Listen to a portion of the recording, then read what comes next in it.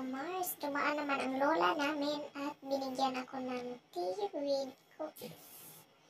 Yung cookies nila guys, naku, walang kalasa-lasa. Ayan, tikman ko na nga yan. Ayan, nag-video pa ako. Tapos, tikman ko yan, parang social.